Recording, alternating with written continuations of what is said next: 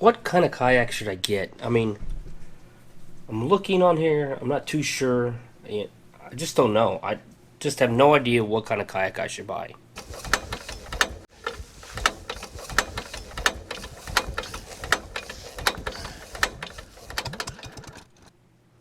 How do you select the best kayak for yourself? Well, let me help you with that in 3 easy steps how to pick the best kayak for you. Now, there's no such thing as a perfect kayak. Let me start out by saying that. Now, the most expensive top of the line kayaks out there still has flaws. There's no such thing as a perfect kayak. Step 1, size. Size really does matter. Let's start with the length of the kayak. The length of the kayak that you're selecting truly matters to what type of fishing you're going to be doing. Some of the smaller kayaks are designed to maneuver and operate easier on the water. Some of those 9.5 to 10-foot kayaks. But some of those smaller kayaks, you get out there in the wind and you will get pushed around quite a lot. Now, the longer kayaks are easier to track through the water, that's cut through the water, and also easier to paddle longer distance. The longer the kayak, the easier it is going to go longer distance.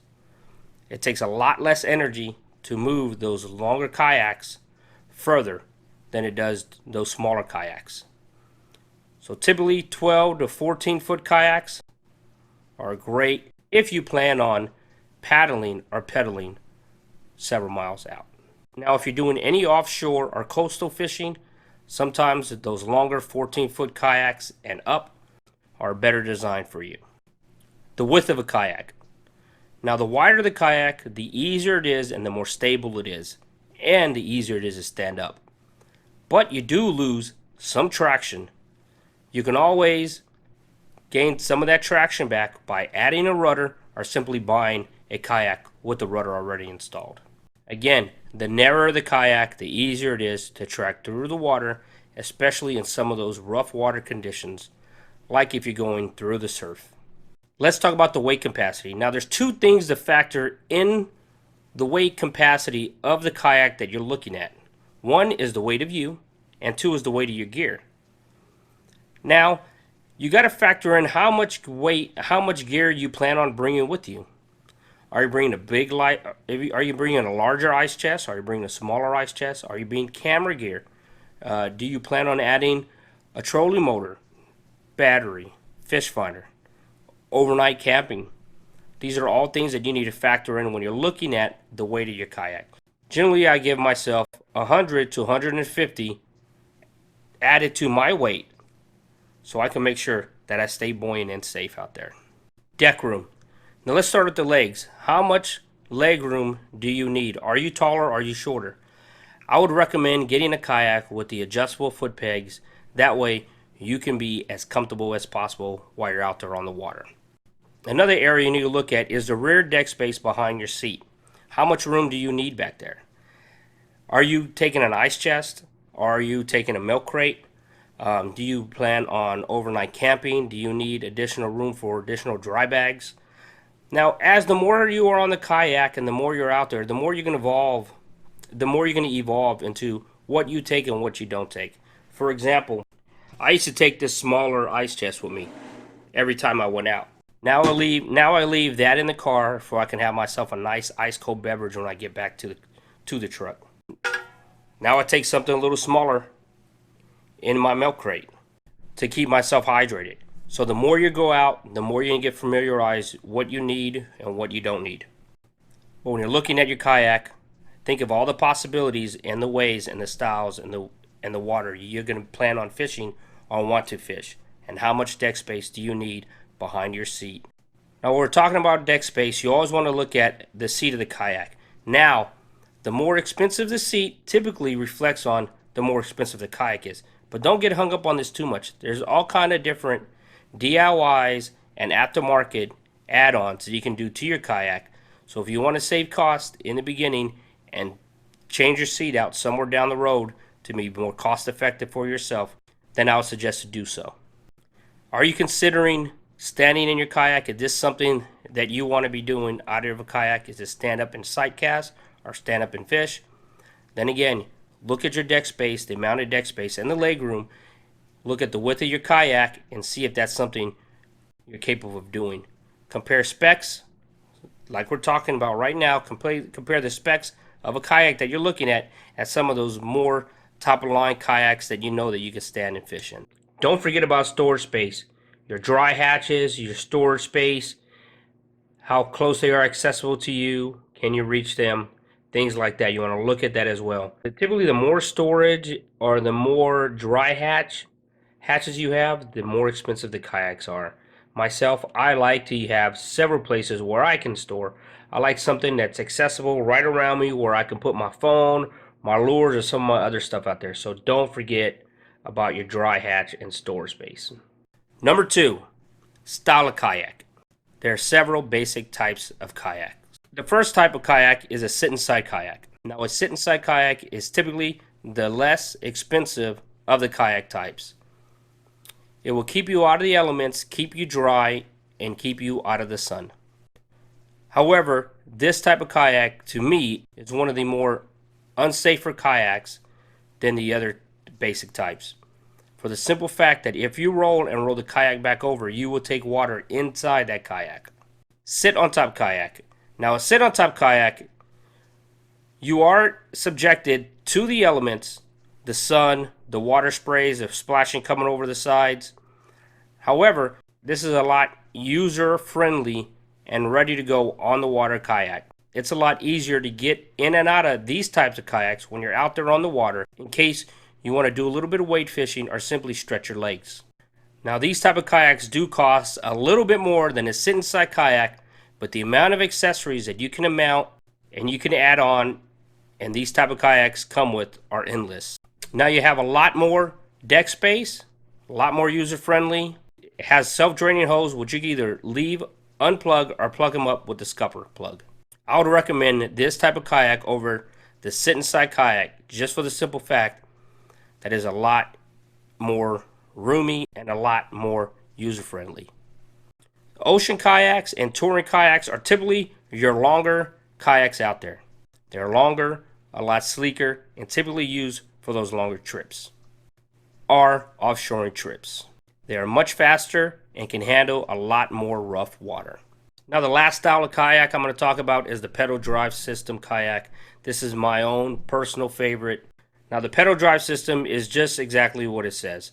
It comes with a drive system inside it that allows you to cover much more water than the other more traditional kayaks, allows you to use a lot less energy, and allows you to cast and fish while on the move. But these kayaks can be very, very expensive, ranging anywhere from $1,200 to $1,400 up to $4,000 and up. Now, I have fished in a very inexpensive $100 used rental kayak.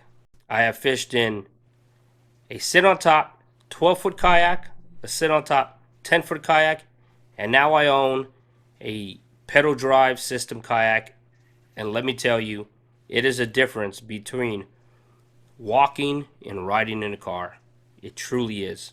If this is something that you can afford, this would be definitely a consideration if I was purchasing a kayak.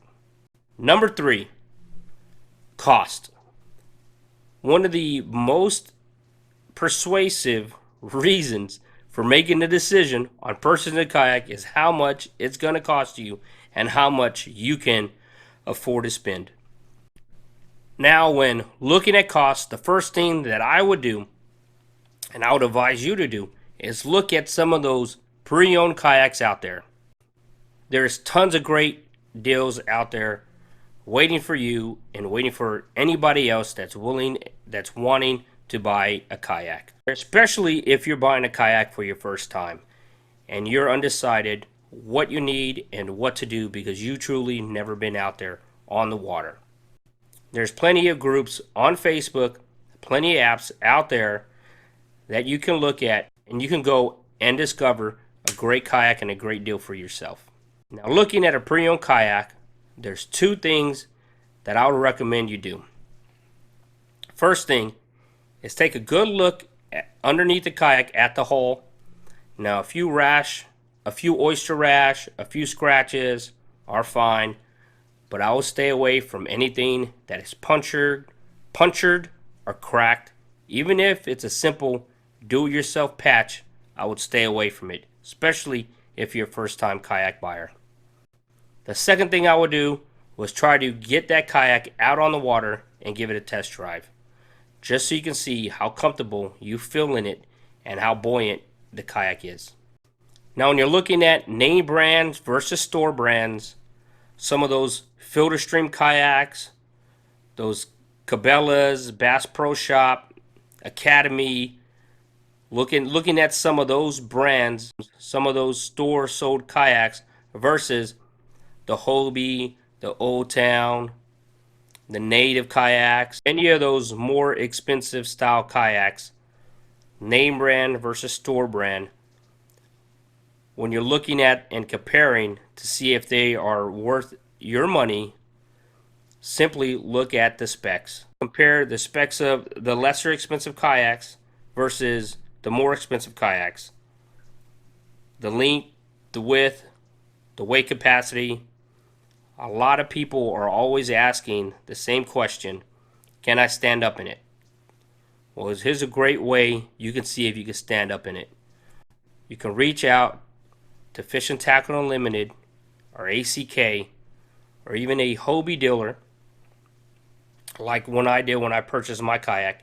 You can reach out to them and see if you can get that kayak that you're looking for, see if they carry that kayak you're looking for, and seeing if you can get out there on the water. A lot of these companies have kayak days, demo days, where they meet at a location and they take several brands, several types of kayaks, along with the vendors for these kayak companies, so they can answer any of your questions. Get out there, set your day aside. Typically it happens on a Saturday, so set your day aside, go out there in the morning, test drive some of these kayaks. It's very easy to do. I've done it in the past. I've called FTU, called them on the phone, went by the store, talked to them, look at their calendar, see when they have days coming up. And I also reached out to a local Hobie dealer, in which I went and test drove the kayak that I'll end up purchasing. So try to get out there on the water and test drive the kayak that you're interested in buying in. Another part of the cost comes in not just the kayak, but the fish finder, the battery for the fish finder, the accessories you're looking at when you're purchasing the kayak, transportation, how are you storing this? Do you need a trailer? Looking at different rack systems. If you are in the SUV and you have the crossbars, there's a lot of different rack systems out there.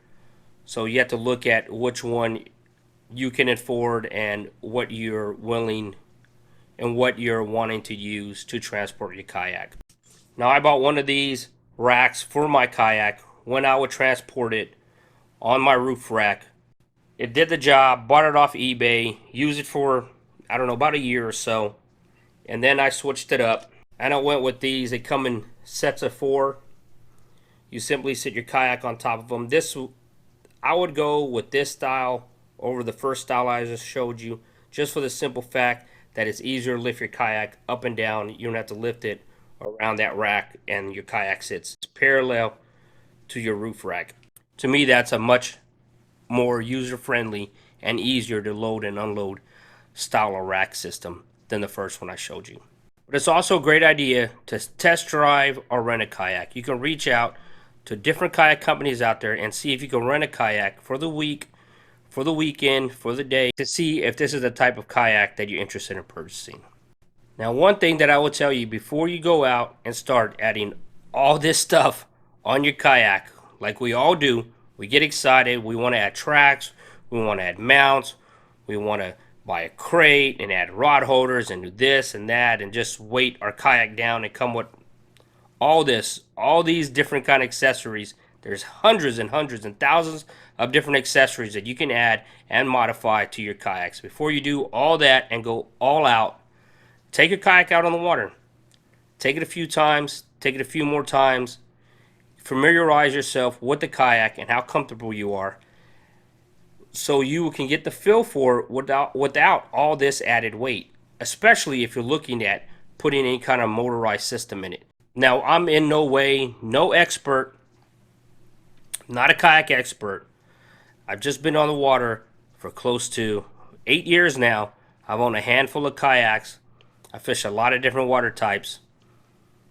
Just trying to share some of my experience with you all to help you select yourself a kayak or to help you upgrade from the kayak you're in into a newer and better kayak that you're thinking about purchasing. Just remember, there's no such thing as a perfect kayak. The brand of the kayak doesn't matter. What matters is you find the best kayak for yourself and you maximize the dollars that you're spending. Thank you all. I hope you have found this helpful. Until next time, hopefully you catch me hooking up.